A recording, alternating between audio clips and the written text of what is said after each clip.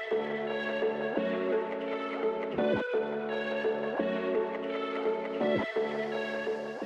what's up? So, if you are familiar with my camera manini, you know that I most likely don't like really like it manini, but it has a lot of problems, and most of those problems were solved by me making the decision to buy an on-screen camera monitor. So I'll give you some reasons of why I bought the monitor, and yeah, so the first reason is the price. So in this term, in this like moment, I'm not saying the price in as ilikuwa cheap ama nini. It's not a cheap monitor, ilikuwa almost 20,000 Kenyan shillings, but compared to the price of me upgrading to a newer body, it was a fair price due.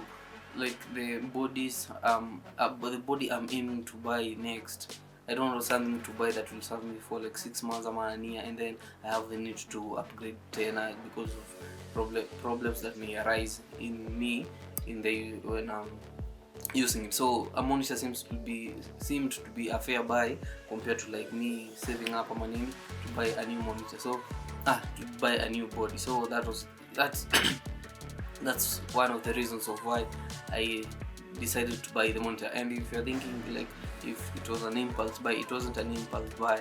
Actually, I had the idea to like buy the monitor like in March or February hapo nilikuwa nimeamua kubuy, but then life happened and sikuenda kubuy. But yeah, I ended up buying this 24mm, then blah blah blah, it continued and I finally got it. So yeah, that's the first thing. The other one is the 4000D doesn't have a flip out screen. I'm an articulating whatever. It doesn't flip outside. It's a fixed screen on the back of the camera. So when I started to film myself, it was a struggle. Nina set up huko nyuma na kuja mbele ya camera. I hit the record button blindly na I record like for some 10 seconds. I go back na angalia if I got it right or not. But now with the monitor I can be able to see myself when I'm filming. Like right now I'm seeing myself, and I can be able to know whether I'm overexposed, underexposed, whether I'm in focus.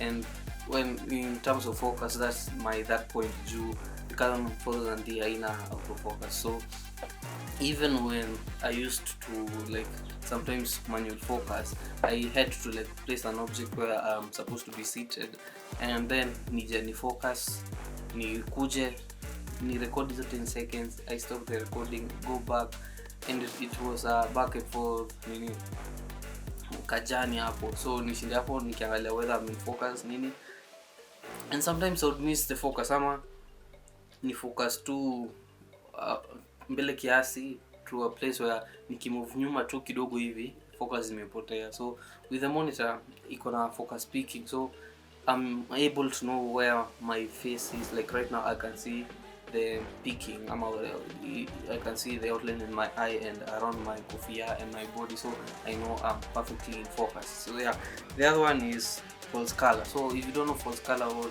it's a assistant feature that helps you to know how you're exposed depending on IRA. So a certain IRA is given a certain color. So for example, for ukitaka kujua like it's not over ama under, it should be almost gray ama green, hizo ndo ziko afadhali. So ikienda yellow unajua hapo umeanza ku overexpose, ikianza kuturn blue unajua hapo umeanza expose. So when I'm exposing for my shots, I use the false color na histogram so that I can know that exposure yangu iko sawa kabisa. The other one is the ability to load luts so that I can preview my videos with the luts even before ninge kwa Helios. So before hadi ni import video zangu Premiere, I know how they are going to look. And even when I'm shooting, like you shoot, you know the way they say like shoot for the edit. So hapo unajua hadi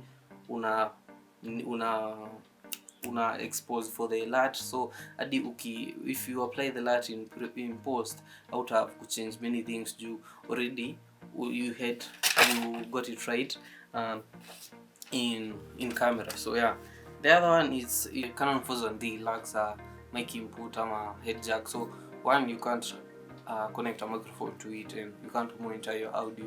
And actually, even when you're playing back your videos in the camera, with this gear, the audio, so the monitor has a headphone jack, so I am able to monitor my audio, and also it has audio meters on the knee, so I'm able to monitor my audio while I'm recording, and even when I'm playing back my videos. So when I bought it, also it came with its problem, so I solved one problem. No, I solved a couple of problems, but it also brought another problem. So I don't know if whether nijua venye the HDMI connector iko karibu na battery ama nini, but it now my camera overheats ikijisikia tu. So like right now, this is my overheat marakane already, so I'll just rush it so that like I'm done with this video. So one, that's the only like downside that it brought in my life. So though also pia the monitor itself you kwa moto, but it hasn't shut off ama nini, but I'm hoping it won't fry anything huko ndani. And also it's not the brightest, so they say it's 500 nits, but ukiwadi inje when you're filming, so ukifilm kwanza direct sunlight unagi anything, but luckily iko na sun hood, so you can be able to see. Ukiweka sun hood, you can kuna angle unawezeka, you see what you're filming. The other one is you teremsha battery bana. So I'm using my NP 550 batteries, so they are not as thick as I think 650 and 950 I'm not sure, but kuna zile big, but these ones at least they last a couple of minutes. Like I have 2 batteries, so like for a single shoot zinaweza nipeleka and nimalize na nibaki with some battery. So yeah, but also it can run through, as in unaweza run through DC ama USB-C ukitaka. So if I were to rig it out na for say nikuwe na remote battery, I can be able to run it nikitumia DC, and hapo ndakuwa na power supply all through the whole thing. Also it has something, it's like a connector for like a wireless system ama nini, but hizo ni za future. So I didn't only focus on my today needs, I also focused a bit of my future needs huko mbeleni, maybe when maybe I'll be doing maybe bigger productions ama nini, but when the future comes I'll be sorted. It supports up to 4K, but the signal I think it takes up to 1080. I'm not sure, but for me right now it's a big win for me. It have solved a lot of problems that I had bare bones when I was using only the body. So for me it's a win. So yeah, that's it for today. Then those are my reasons of why I chose to buy a monitor, and I'll catch you guys in the next one. Peace.